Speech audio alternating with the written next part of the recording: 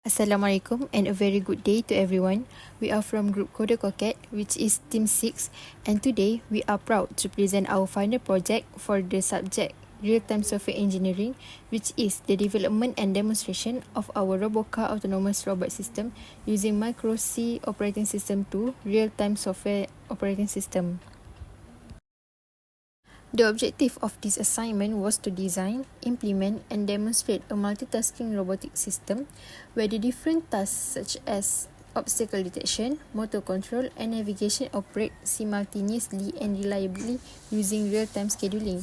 We were given a physical robot platform, which is the Robokar, and equipped with essential sensors like a proximity sensor to detect obstacles, a light sensor to detect brightness for checkpoint A, and a 3-bit line sensor to detect the robot's position on a black line track.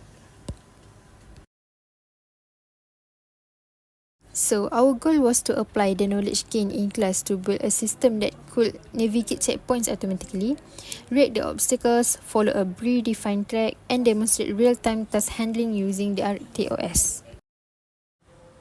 Throughout this project, we apply many important concepts from the course such as how to write multitasking program using MuCos, how to manage task priorities and task delays, sharing data between tasks safely using global structures, interfacing sensors and actuators in real time, designing state machines to manage robot behavior, and implementing event-based decision-making in embedded system. In addition to technical skills, we also improve our teamwork, debugging, and project management skills while working under real hardware constraints.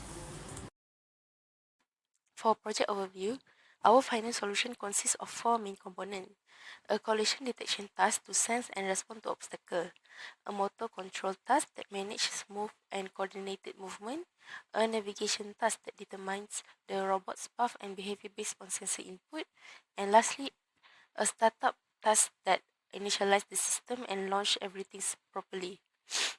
Next, we implemented and compared two versions of our project.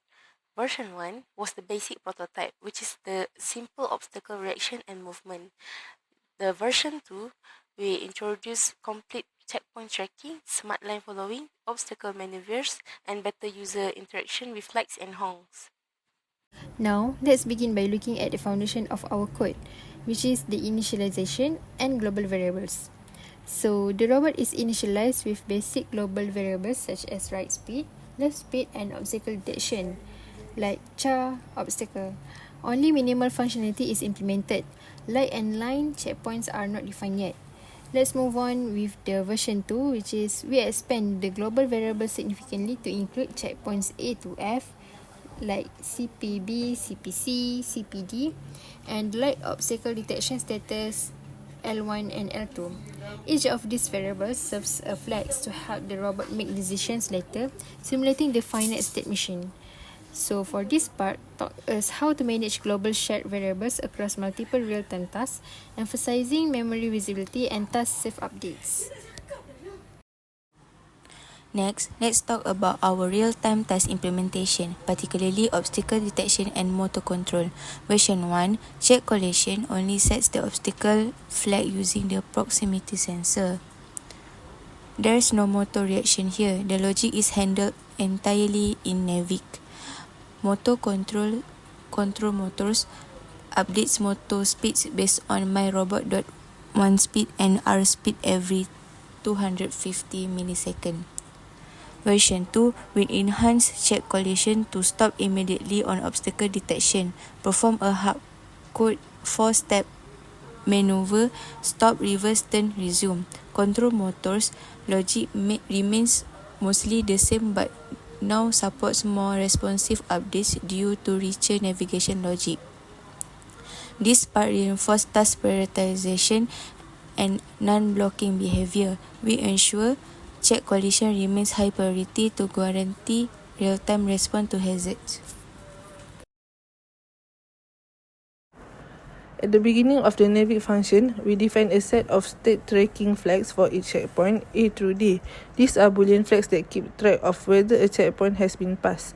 We also initialize stability counters, C stable and D stable, to ensure the robot only confirms a checkpoint when the line sensor pattern is stable for a few cycles. The first conditional block inside the infinite for loop checks if an obstacle is detected. This uses the myRobot.obstacle flag, which is updated in a separate check collision task. If an obstacle is detected, the robot reverses slowly. If not, it moves forward at high speed. This represents a basic reactive behavior, ensuring the robot doesn't move. Next, the robot checks for light intensity to determine whether it has reached checkpoint A. So we use RoboLight sensor to read analog brightness levels. If the light intensity is above 99 and the robot hasn't already passed A, it increments the L1 counter and briefly turns on the LED. This creates a visual indicator that the checkpoint was detected. So, in case where the robot doesn't detect a strong enough light intensity at checkpoint A, using the light sensor, it uses the line pattern 111 from the line sensor as a fallback cue. So, if the robot sees the line pattern 111 and it hasn't passed checkpoint A yet, it comes to a full stop for 3 seconds and then waits 1 more seconds. This is to give the robot a chance to stabilize its reading. If after waiting the robot detects line 101, it considers this a valid confirmation that is indeed approaching or has reached checkpoint A. It then moves forward briefly to clear the checkpoint. Once confirmed, it marks pass A equal to 1, updates the light detection counter L1, turns on the LED for visual feedback and sounds the horn.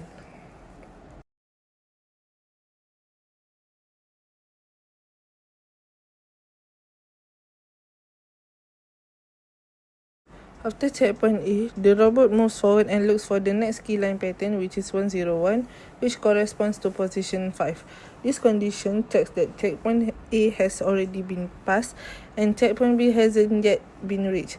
Upon detecting the line pattern 101, the robot comes to a complete stop for 500 milliseconds. Then it marks that B is passed and sets the flag CPB and honks to confirm the event. And then checkpoint C is detected using the line pattern 111, but unlike earlier checkpoints, here we introduce a concept called stabilization. We increment a counter C stable every time we see the pattern. If it's seen more than 3 times in a row, then we officially consider it's a valid detection. So once it's stable, we mark C as pass and confirm with a horn.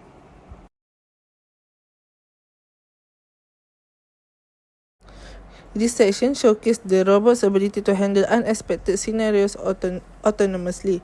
Instead of blindly following the line, it detects and responds to an obstacle intelligently. We structured the maneuver into 4 stages, which is stop, reverse, turn, and proceed. This multi-step routine mirrors how actual autonomous robots handle path planning and obstacle avoidance in dynamic environments. This code block handles the detection of checkpoint D, which is identified using a light sensor pattern of 111.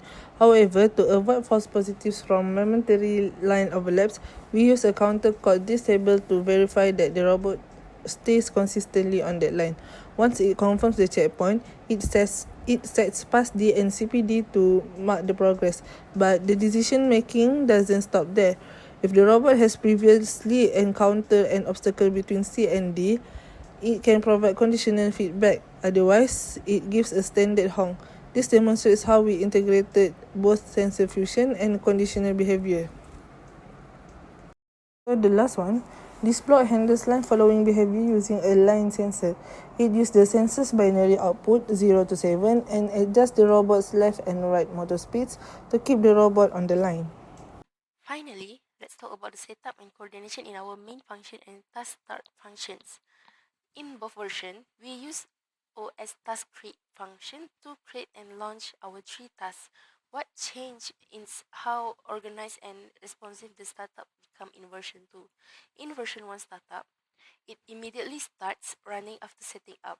No visual confirmation or interaction with the user. But in the version 2 startup, after creating the task, we turn on LED that blinks every 5 seconds, which is the Robo LED toggle function indicating the system is alive. And then we wait for the user to press a start button using Robo Wait for Go Press function. and then it will play a honk sound before motion begins. This was a direct application of human-robot interaction design, making sure the robot gives clear feedback and doesn't start unexpectedly.